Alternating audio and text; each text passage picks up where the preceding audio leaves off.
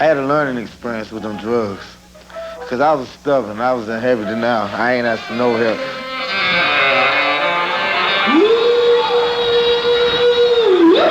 Really, my mother raised us. My father was, you know, he lived his life.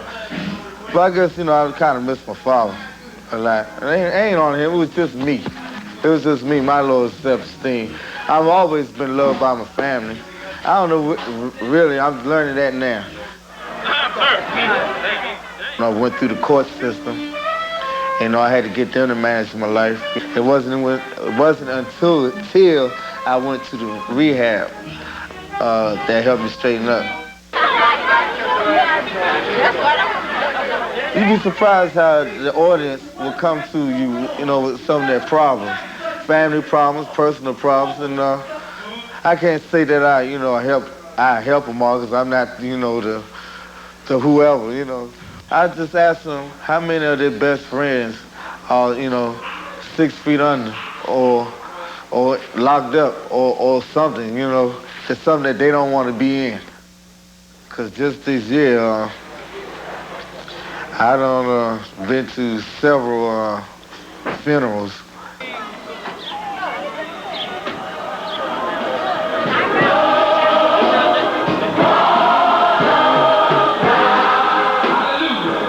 All those on our prayer list, Brother Papa's son who was killed in front of the stadium rink last week. It's my fault. When I was down in the highlights, don't you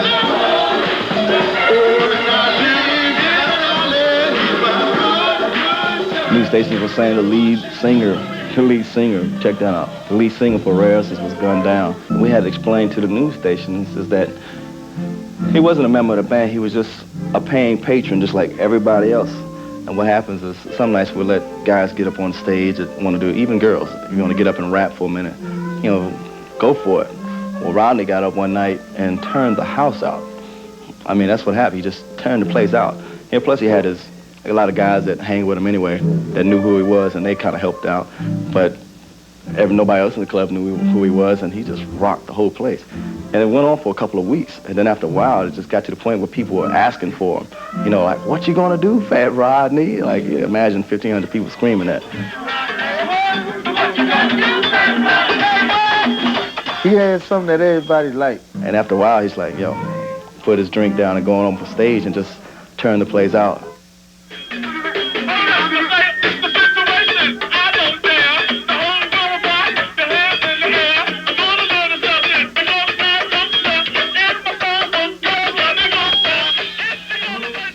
He always wanted to help me. I could never find, nothing to help him,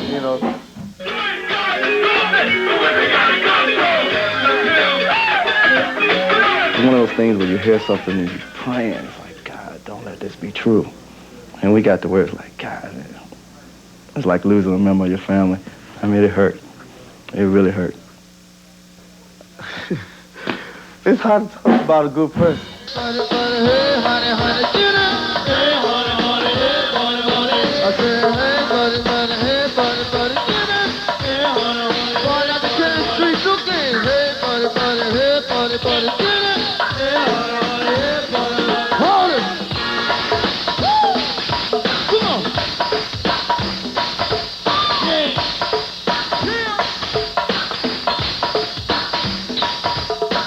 Well, what's the most wild thing that's ever happened at a show that you guys were playing at?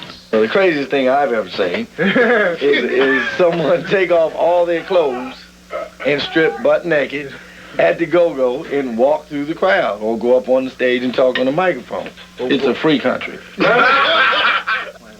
I guess a couple guys got shot outside. That's pretty wild, if you want to call it wild.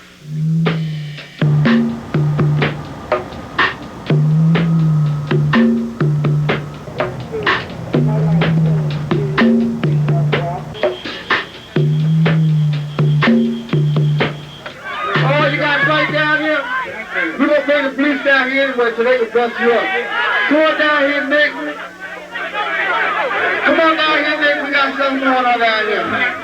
If you didn't have one go-go show in D.C. all year, you would still have this drug problem, you would still have deaths, and you would still have all of the violence related to the drug problem. We're going to play this game. If these names sound familiar, I just want to hear you say yes. Masonic Temple. The Panorama Room. The Squad Room. The Paragon. DC Coliseum. And guess what? They all closed. You know that? They all closed.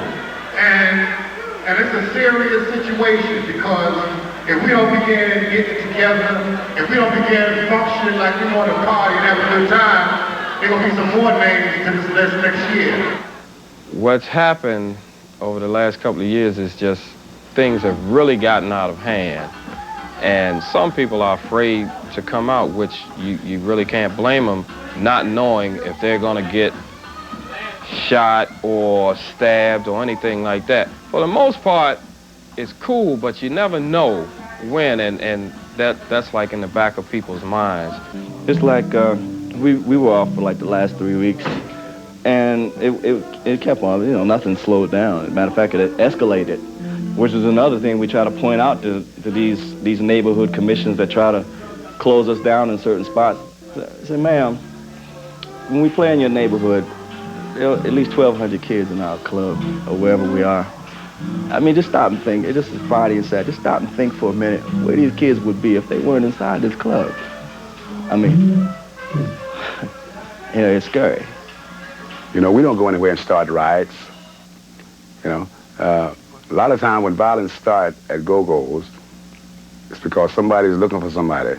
You figure they can find them there. You know, but now we don't have anything to do with who's looking for who.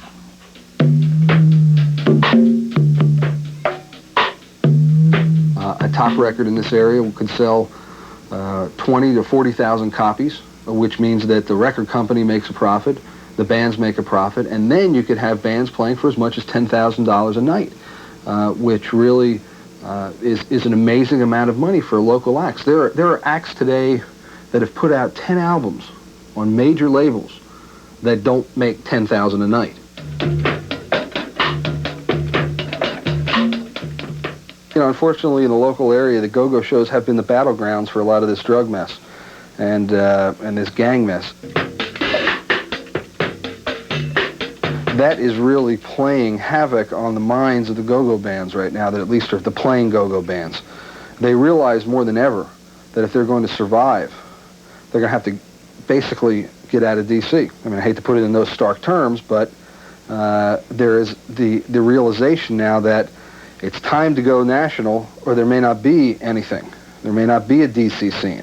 It's like that to feel, going up to here to have a look of fun. All the way he met the celebrity crew, and he told about the one-on-one. It's like Jack and Jill, going up to here to have a look of fun. Said all the way he met Jack and Jill, he told about the one-on-one. Right now, hey, I'm in love with, I'm in love with, yeah, I'm in love with, I'm in love with, I'm in love with, I'm in love with, yep. I'm in love with Mary Jane.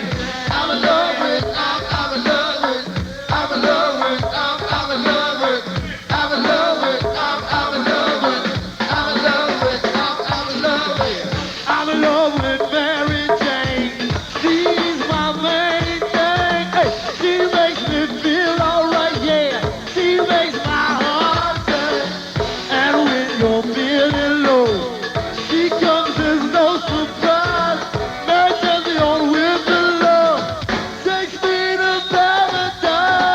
I'm in love with, I'm in love with, yeah. I'm in love with, I'm in love with, I'm in love with, I'm in love with, I'm in love with Mary Jane. You know, they're worried about selling the people out. We go off and we do this album, and all of a sudden we're not the Rare Essence as the Washingtonians know us. And it's like, yo, who are these guys? How far apart is a band that plays in Washington 5 nights a week and making fairly good money from a bar mitzvah and a wedding band?